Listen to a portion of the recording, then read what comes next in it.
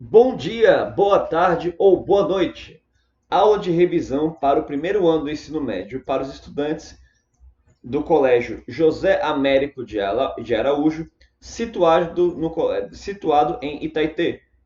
Pois bem, para acesso aos slides da aula, assim como as instruções para fazer a atividade relacionada a essa aula, as instruções estão na descrição do vídeo. Então, sem mais delongas, vamos começar a aula. Nessa aula veremos os conceitos fundamentais da química. Por exemplo, o que é química, as aplicações da química e grandezas e unidades, certo? Então aqui é a competência da BNCC que está sendo abordada. Então vamos para lá.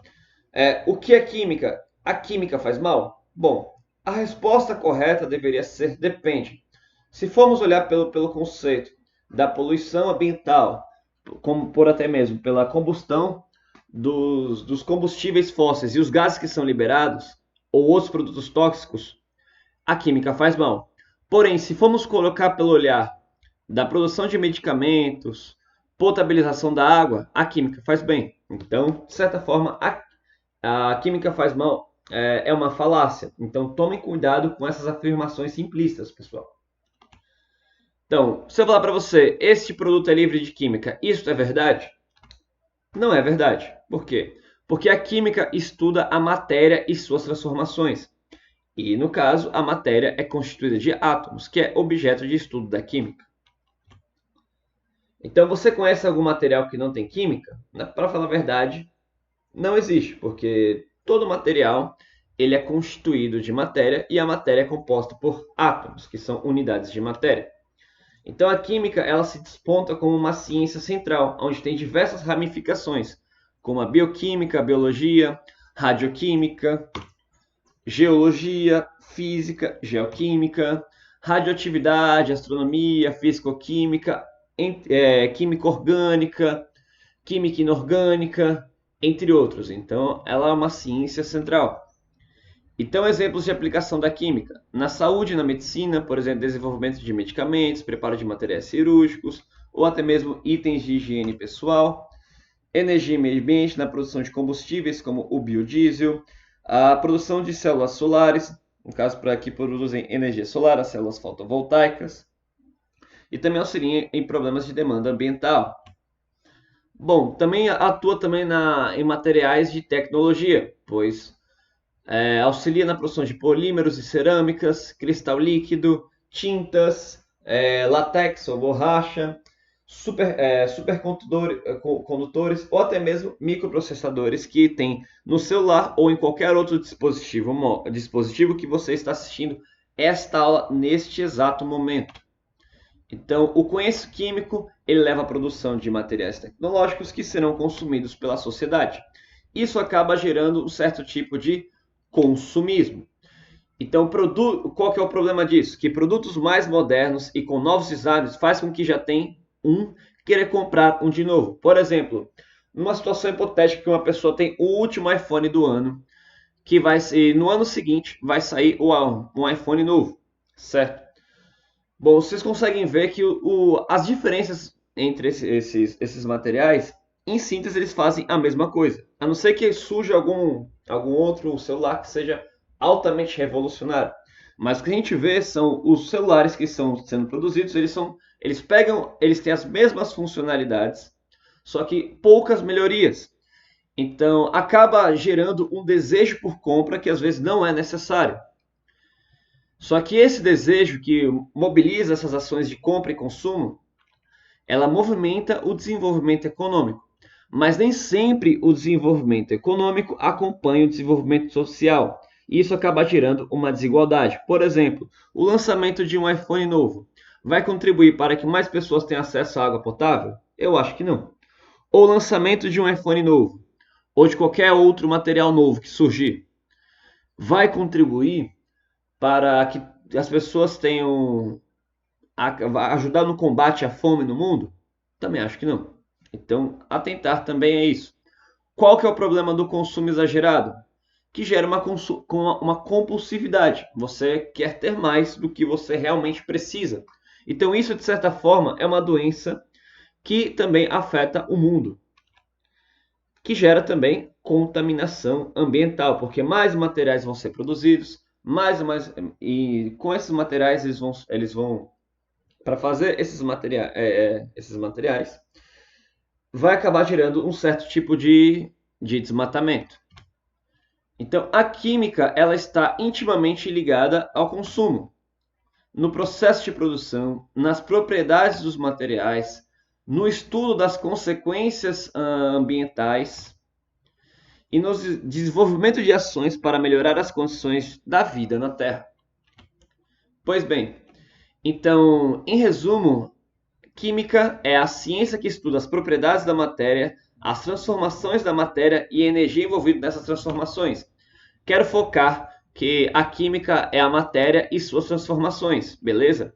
Bom, energia também faz parte do estudo. Então, o que é matéria? É tudo que tem massa e ocupa um lugar no espaço. Por exemplo, uma árvore, eu sou matéria, um objeto, você é matéria, seu cabelo é matéria.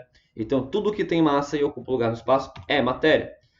E a química estuda suas transformações a partir de reações químicas, como até mesmo a oxidação de um metal. Aqui, como a gente consegue ver nessa equação, o ferro reagindo com oxigênio, gerando o óxido de ferro, que no caso, o nome popular disso é ferrugem.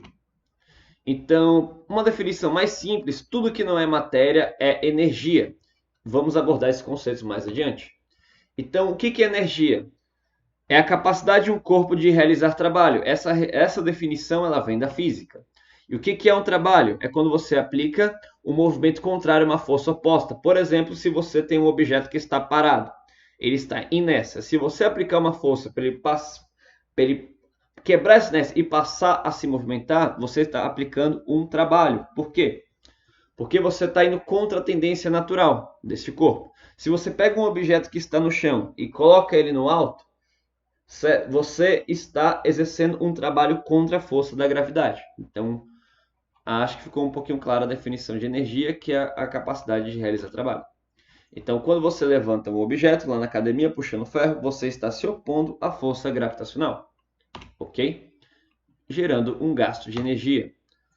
Outros exemplos, na combustão de combustíveis, o etanol, por exemplo, o etanol ou gasolina, quando eles são, no caso, no processo de combustão, eles liberam energia e essa energia é utilizada para locomoção. A energia solar, por exemplo, ela é utilizada para aquecer água, secar frutas, produzir energia elétrica, entre outros. Então agora eu vou destacar os tipos de energia. O primeiro que eu gostaria de falar é a energia cinética, que ela entende a energia cinética como movimento. Por exemplo, a gente consegue ver aí como exemplos um caminhão se movimentando, alguém correndo, ou até mesmo partículas se chocando. Então a energia cinética está ligada ao movimento. A fórmula que calcula a energia cinética, isso não vai cair nesta prova, mas para vocês terem noção, é meio de mv²/2, certo? Onde m é a massa e v é a velocidade ao quadrado. Então, por essa expressão, a gente consegue calcular a energia cinética. O que é energia potencial? É a energia de um objeto em função de sua posição em um campo de forças. Por exemplo, energia potencial gravitacional. Quando eu pego um objeto e levanto ele, ele adquire uma energia potencial que ela é dada pelo quê? Pela massa. Deixa eu colocar aqui um ponteiro para ficar melhor para exemplificar. Que é dado pelo produto da massa vezes a gravidade, vezes esse H é de altura. Então, quando eu suspendo o material, ele adquire energia potencial. Se eu soltar esse objeto para cá, a energia potencial ela é transformada em energia cinética, por exemplo. Existem mais tipos de energia potencial. Existe energia potencial elástica, que é ligado à compressão e descompressão da mola. Por exemplo, a mola está no estado de repouso. Se eu puxo ela antes de soltá-la novamente, ela adquire energia potencial. Quando eu solto a mola, que ela volta para a sua posição original, ela adquire energia cinética, ok? Então, existe energia potencial coulombica, que vem da polarização de cargas, mas isso eu vou deixar para uma discussão para física. Beleza? Vamos continuar. Então, dentre as fontes de energia, existem as energias renováveis, que elas são características que elas se regeneram. Bom, pessoal, mesmo a energia renovável, ela não é 100% limpa, porque ela gera algum tipo de contaminação durante a sua produção. Porém, se formos colocar na balança o quanto que ela, no caso, ela poluiu. Para o benefício, o gasto energético, né, nessa questão, elas acabam validando, certo? Então tenha em mente que as energias renováveis, elas também, no caso, no processo de fabricação dos materiais, há um certo tipo de poluição também. Só que no contexto, né, no caso, fazendo a palavra correta seria, se a gente ponderar, ela acaba compensando mais do que outros meios de produção de energia. E o que são energias não renováveis? São aquelas que não se regeneram e deixam resíduos que afetam o meio ambiente, afetam muito mais o meio ambiente do que as energias renováveis, certo? Bom, como exemplo de energia renovável, temos energia solar, certo? Que a poluição dela é durante a produção dos materiais. Porém, ela é uma energia muito limpa se formos compararmos com as energias que vêm da combustão, por exemplo, o carvão mineral ou o petróleo. A energia eólica também é um exemplo de energia limpa e renovável e abundante, né? Porque sempre vai ter vento na Terra. Ela também gera um certo tipo de poluição devido a uma poluição sonora, no caso, para quem já passou perto de um painel desse, não de um painel, de uma torre eólica, sabe que ela faz um barulhão e ela também acaba interferindo às vezes no ciclo de migração dos pássaros. Só que, com certeza, ela polui muito menos do que o petróleo. A energia hidrelétrica também é tida como energia renovável, porém ela também gera uma poluição. Por exemplo, aqui em Taitê existe a barragem de Bandeira de Melo. O que é uma barragem? Quando você concentra a água no grande espaço, essa água ela vai movimentar a turbina, uma turbina, certo? Que tem um dínamo ali que vai converter essa energia de movimento em energia elétrica. Porém, quando você alaga uma área, você mata toda uma população que vivia ali, incluindo animais, árvores e etc. Aí também temos a energia geotérmica, que ela funciona semelhante à energia hidrelétrica, onde você pega o calor do núcleo da Terra, este calor ele aquece um líquido, por exemplo, a água. Esta água em forma de vapor, ela é direcionada para movimentar uma turbina, e essa turbina ela tem a capacidade de converter energia de movimento para energia elétrica. Beleza? Vamos seguir. Então temos energias não renováveis que eu já adiantei para vocês, que é a energia do petróleo, certo? A energia do carvão, a energia nuclear e energia gás natural. Bom, muitos atacam a energia nuclear, mas de certa forma, eu me posiciono a favor, porque não há outra energia não há outro método de produção de energia que consiga produzir tanta energia em um pequeno espaço. O grande problema da energia nuclear é o que você vai fazer com o lixo nuclear, que é altamente tóxico, cancerígeno e etc, etc. Por exemplo, em Chernobyl, onde ocorreu um acidente nuclear, onde foram liberados esses materiais com radioatividade ao meio ambiente. Isso resultou o quê? As pessoas que viviam naquela cidade tiveram que sair de lá, certo? E há relatos que as pessoas têm sequelas até hoje. Então, o grande problema da energia nuclear é com o lixo nuclear. Se não for bem armazenado, apresenta esse risco. Beleza? Vamos seguir. Bom, o gás natural, ele vem do petróleo também. Onde tem petróleo, sai o gás natural. Certo? Vamos seguir. Então, qual que são o problema das energias renováveis? Não renováveis é porque elas geram uma poluição ambiental maior. Por exemplo, pela combustão da gasolina. Libera esse gás, que pode ter gás carbônico, gás nitro, o gás metano e o gás enxofre, certo?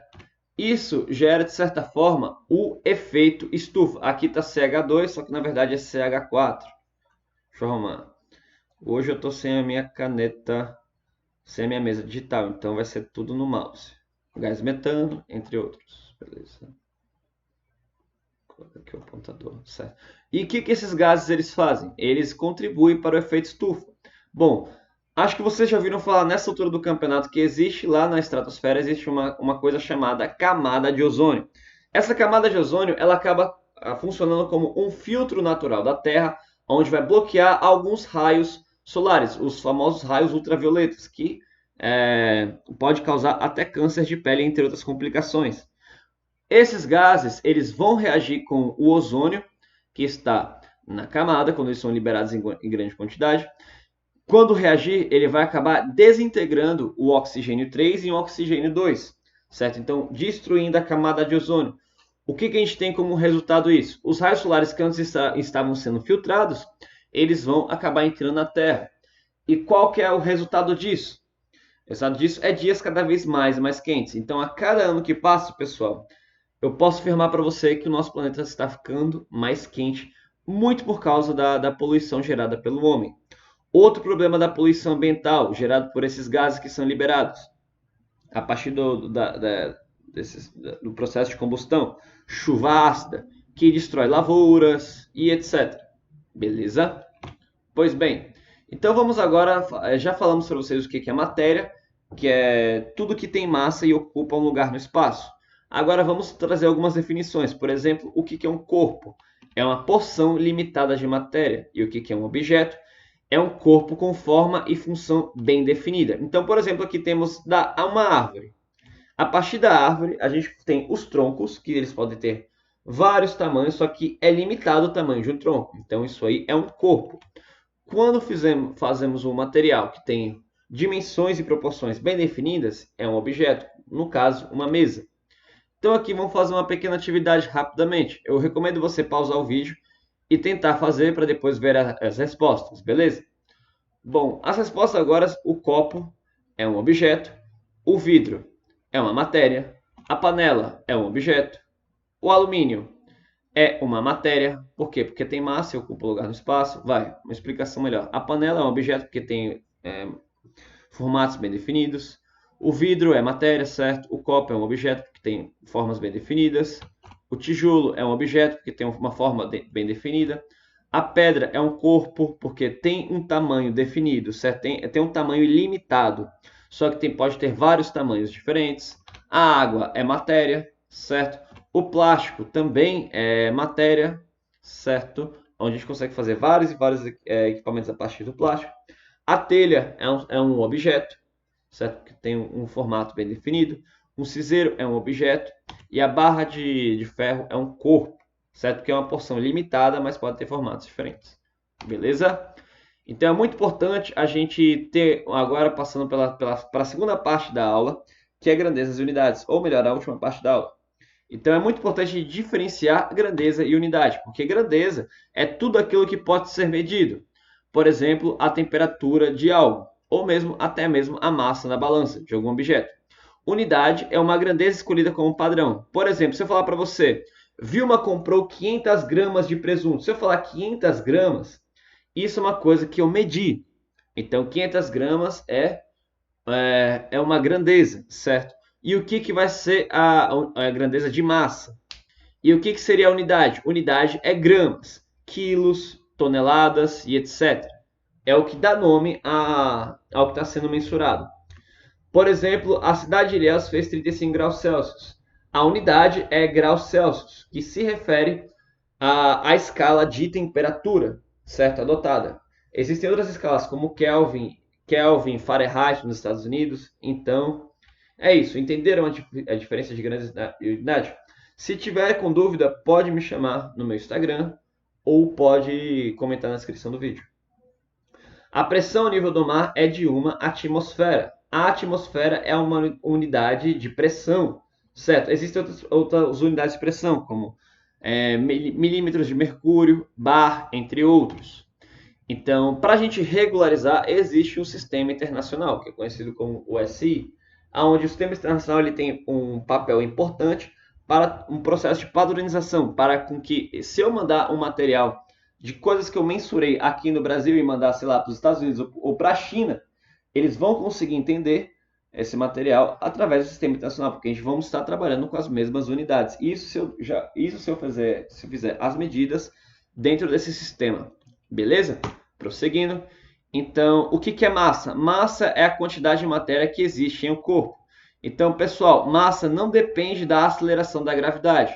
À medida que peso depende. Então, Não confundam massa com peso. Quando você vai na balança e sobe em cima da balança, você está vendo a sua massa, que não depende da aceleração, da gravidade. Certo? Não é seu peso. Ah, professor, por que colou peso? Não sei. Colou. E é assim até hoje. Não sei a base histórica porque peso se manteve, mas peso, fisicamente falar, é errado. Então, porque a força-peso, né? A peso é uma força que é uma massa vezes a aceleração, certo? Então, por ser uma força, tem direção e sentido. Então, está aqui a fórmula, né, que P é igual a m vezes g. E a unidade do Sistema Internacional para massa é o quilograma, certo? Então, é possível eu converter de gramas para miligramas ou para quilogramas ou toneladas, certo? Se eu tenho, por exemplo, 1000 gramas, quanto que 1000 gramas é? É 1 quilo, certo? Só que para eu fazer isso, é como se eu pegasse o valor que eu tiver em gramas e dividir por 1000. Então, se eu pego em gramas, quero obter quilo, eu divido por 1000. Em outras palavras, deixa eu fazer aqui no ponteiro aqui, é como se você estivesse andando com a vírgula. Por exemplo, a vírgula, ela separa a parte inteira da parte não inteira. Então, se eu colocar o número 10 é inteiro, mas eu também tenho uma parte decimal. E a vírgula, se eu não colocar, a vírgula está aqui. Se eu tiver 10 gramas, certo? Eu tenho aqui 10 gramas.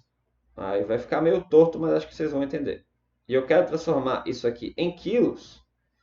Então você vai dividir por 1000. Dividir por 1000 é você andar 3 casas decimais para a esquerda, certo? Aqui está a orientação também da setinha para ajudar. Então essa vírgula a gente vai andar aqui. 1, 2, 3. Para quem não sabe, existe aquela expressão zero à esquerda. Porque o zero à esquerda não interfere na conta. Mas ele está lá, ele existe. Então 10 gramas equivale a 0,010 quilos. Desculpem pela letra, pessoal, estou sem minha mesa digital. Beleza, se eu quiser passar de quilos para toneladas, aí eu divido por 1000 de novo. Ah, mas se eu tiver em toneladas para quilos, aí é o processo contrário. Aí eu multiplico por 1000. Deixa eu apagar aqui.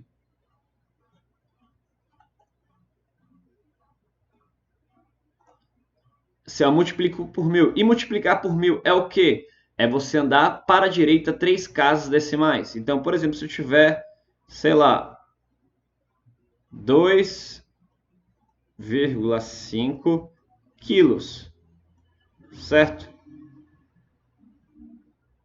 Bom, isso aqui vai ser quanto em gramas? Ora, se eu pegar aqui e fazer um rascunho aqui do lado, 2,5, a parte inteira está aqui nessa vírgula. E aqui está a outra parte. Eu não coloquei, mas aqui tem outros zeros, certo? Para passar para gramas, eu andaria aqui 3 casas decimais. 1, 2, 3. Então, 2,5 quilos equivale a 2.500 gramas. Aí, se eu quiser passar para miligramas, aí eu divido por 1000 de novo, que é andar mais, quer dizer, multiplico por 1000 de novo, que é andar mais 3 casas decimais para a direita. 1, 2, 3. Então, 2,5 quilos é igual a 2.500 gramas, que também é igual a 1, 2, 3, 1... Deixa eu ver. 1, 2, 3. 1, 2, 3. Certo? Então é. Deixa eu ver aqui. Deixa eu ver aqui. Opa, deu um branco, pessoal. Me desculpe, vai. Mas é 1, 2, 3. Aqui é 1000, 10.000. Então é 250 mil gramas, é isso mesmo? Deixa eu ver. 1, 2, 3. Tá aqui, 2,5. Vai. Nossa, pessoal, que merda, deu um branco. 1, 2, 3, aqui é 1000. 1, 2, 3. Ah, 2.500 gramas. 2.500.000 gramas. Então, aqui o número que equivale. Uau, desculpa, pessoal. Às vezes dá um brancozinho normal. 1, 2, 3. 1, 2, 3. 1, 2. Miligramas, né? No caso. Beleza? Então espero que tenha ficado claro para vocês. Ok? Vamos seguir. Então, quando você sobe em cima da balança, na verdade você está vendo a sua massa e não o seu peso, certo? Vamos seguir. Aqui tem uma frasezinha, aqui tem uma tirinha para ajudar a gente a enraizar esse conceito. Por exemplo, Garfield, você está muito gordo. Aí o humano fala isso para o Garfield. E o Garfield diz: estou ouvindo. Quero que você perca peso. Ouviu bem? Falou. Ei, aonde você vai? A um planeta cuja gravidade seja menor. Por quê? Porque o peso é o produto da massa vezes a gravidade. E a gravidade ela pode mudar de um planeta para outro. Por exemplo, a gravidade que existe na Lua, que é próxima de zero, ela é bem inferior à gravidade que tem na Terra, que é de 10 metros por segundo ao quadrado. Então, nesse conceito, o Garfield estaria correto. Ele de fato estaria perdendo peso. Porém, se o humano falasse: olha, Garfield, eu quero que você perca massa, aí o buraco seria mais embaixo, porque aí ele seria obrigado a fazer algum exercício físico ou adotar alguma estratégia para isso. Beleza? Vamos seguir. Então, eu falei de massa, agora vamos falar de volume. O que é o volume? É uma grandeza tridimensional. Ou seja, então a gente tem uma unidade elevada à terceira potência. Por quê? Porque ela mensura horizontal, vertical e profundidade. Pessoal, vivemos no mundo 3D, beleza? Então, a unidade para volume é o metro cúbico, mas existem também outras unidades, por exemplo, o decímetro cúbico e o centímetro cúbico. Decímetro cúbico é a mesma coisa que litro. E como eu faço para passar por uma para outra? Mesma coisa que no processo anterior. Se eu tiver metro cúbico e eu quero obter litro, eu passo para a direita, eu multiplico por 1000, que é andar 3 casas decimais, ou seja, 3 zeros para a direita, certo? Se eu tiver, por exemplo, em centímetro cúbico ou ml, que é outro nome de centímetro cúbico, e quiser passar para litros, ora, eu divido por 1000. Então, por exemplo, se eu tiver 1000 centímetros cúbicos, isso aqui equivale a 1 litro, porque aí é só andar para casa decimal da parte inteira da direita para a esquerda. Beleza? Vamos seguir. Então, a temperatura mede o calor, isso é verdade? A temperatura mede a quentura do corpo? A temperatura é o termômetro que mede a febre? Bom, essas frases não estão corretas. Por quê? Porque, na verdade, a temperatura é a grandeza que mede o grau de agitação das moléculas de um corpo. De modo que, por exemplo, se eu tenho algo em 50 graus, significa que aquele corpo que tem moléculas, as moléculas que estão presentes naquele corpo ou naquela matéria estão se movimentando a uma velocidade de 50 graus, certo? Na agitação de 50 graus. Se eu reduzir, por exemplo, a 0 graus Celsius, as moléculas vão agitar numa velocidade menor, porque a temperatura reduziu. Então não confunda temperatura com calor, porque calor é energia em movimento e temperatura é o grau de agitação das moléculas. Bom, e lembrando que na temperatura, no calor, você sempre o fluxo de energia ele flui do corpo mais quente para o corpo mais frio, sempre, sempre, sempre. Beleza? Seguindo. Então aí é um outro exemplo que a temperatura mede o grau de agitação das moléculas. Então, como é que mede a temperatura? Através da dilatação térmica. Por exemplo, era muito comum os termômetros de mercúrio. Como é que funcionava o termômetro? Ele tinha uma graduação e dentro desse termômetro, graduado, tudo marcado, certo? 25, 30, 35 graus Celsius. E ele tinha um metal. Esse metal dentro é o metal de mercúrio, certo? O metal, quando ele aquece, a gente sabe que ele dilata, ele ganha um maior volume. Então, a partir dessa propriedade, colocava, por exemplo, sei lá, se pegar um ambiente, 25 graus Celsius, a temperatura ambiente, é o termômetro na temperatura ambiente, coloquei no corpo, um corpo de uma pessoa, de um adulto saudável, é em torno de 37 graus, então o meu corpo vai aquecer o termômetro. E esse aquecimento vai gerar uma dilatação no mercúrio. E aí a gente consegue ver essa dilatação através da graduação. Termômetros de mercúrio eram muito comuns no passado. Hoje em dia existem dispositivos, diodos, resistores, etc., que conseguem fazer essa mesma função de uma maneira muito mais moderna. Mas é importante apenas para esse conceito para a gente entender.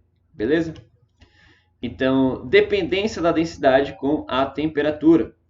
A unidade do Sistema Internacional que define a unidade de temperatura é o Kelvin. Mas a gente sabe que existem outras escalas, certo? Estamos aqui no Brasil e estamos acostumados com a escala Celsius. Mas se fosse nos Estados Unidos, seria a escala Fahrenheit. E existe aqui técnicas para a gente converter, por exemplo, de Celsius para Kelvin. Eu pego a temperatura em Celsius e somo 273. Se eu estou em Celsius para Fahrenheit, ora, eu pego a temperatura em Celsius e multiplico por 1,8 e somo 32. Beleza? Então aqui são técnicas para a gente converter. Depois eu quero dar uma conferida nesses slides para ver se está certo. Mas grave a informação correta que dá para converter em um para o outro. Tá certo? Por último, a última grandeza, pressão. O que é pressão? É a força atuante sobre uma área, certo? Então, a expressão é força sobre a área. Quando eu estou pressionando algo, quando eu estou colocando a mão e estou apertando em uma área, isso é uma unidade de pressão. A pressão é uma grandeza muito utilizada no estudo dos gases, porque os gases são moléculas que são relativamente mais simples em comparações com soluções, com algo que está no estado líquido ou no estado sólido. Por quê? Porque existe um modelo que a gente aproxima que os estudos dos gases eles acontecem a partir de choques efetivos.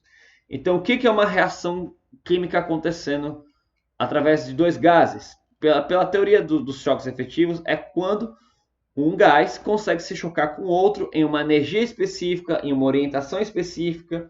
Então, perceba que uma reação entre gás não é tão fácil, porque tem que ter uma energia e uma orientação específica segundo essa teoria.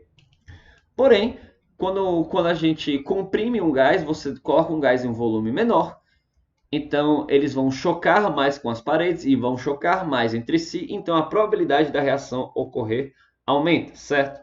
Então, nessa teoria, a gente não considera, por exemplo, a interação eletrostática entre os átomos. Ai, que palavra difícil, interação eletrostática. Positivo atrai negativo, beleza? O conceito da física.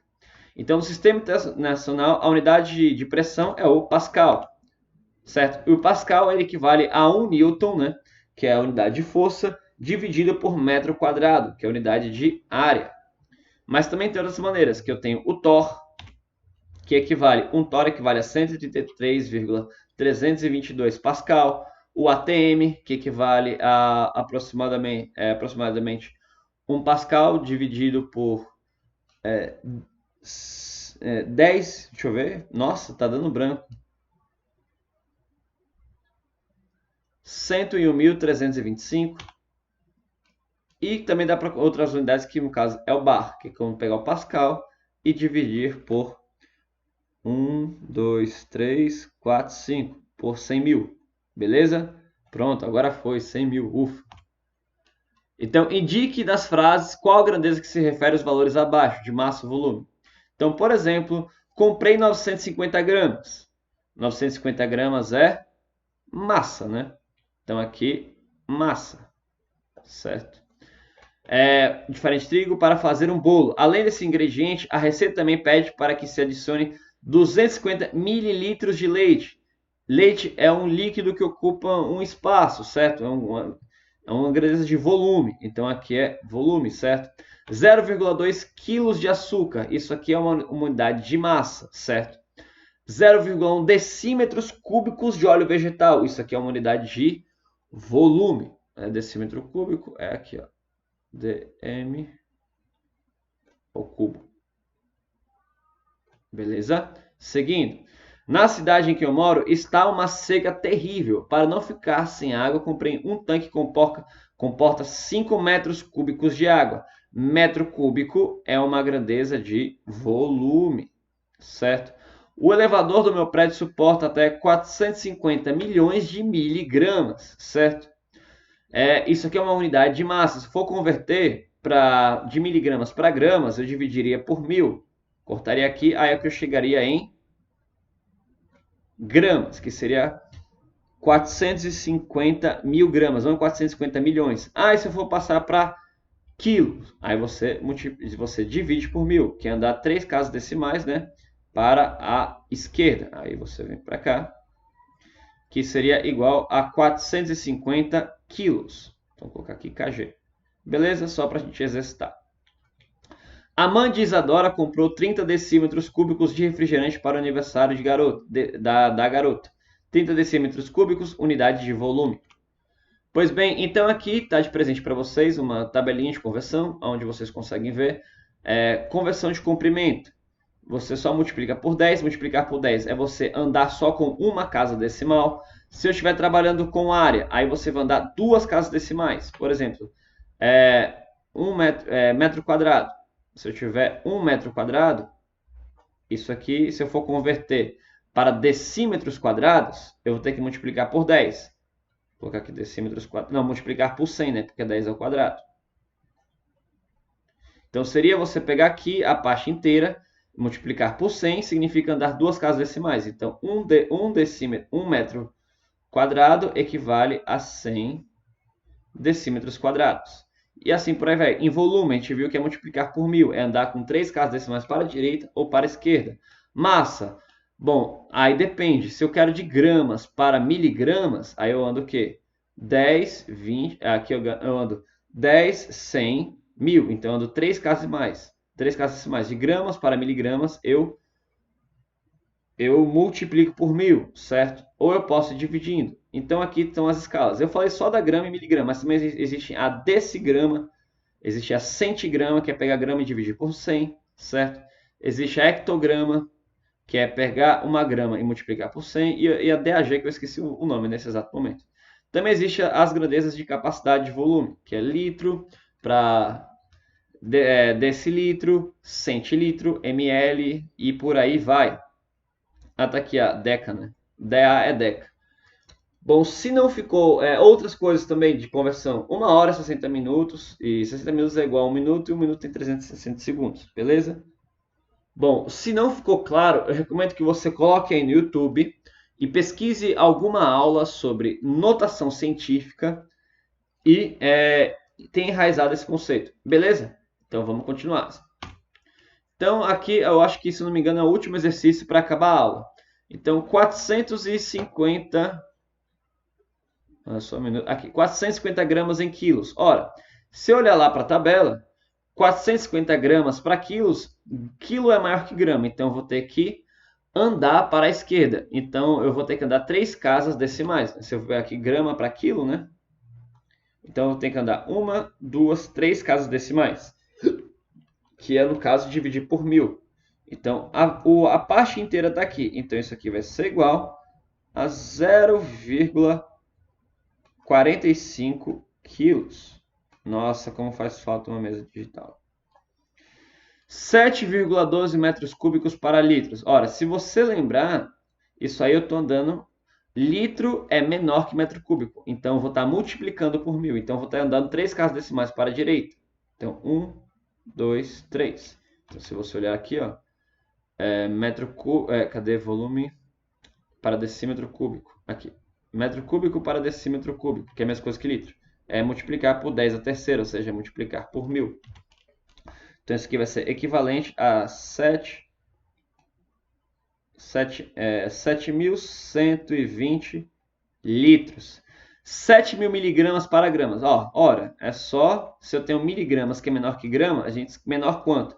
Miligrama é 1000 vezes menor que gramas. Então, se eu passar, eu estou andando para a esquerda. Então, a parte inteira está aqui. Eu vou andar 3 casas decimais para a esquerda. A vírgula vai ficar, na verdade, aqui. Então, 7.000 miligramas é igual a 7 gramas. 40 litros para decímetros cúbicos. Ora, é 40.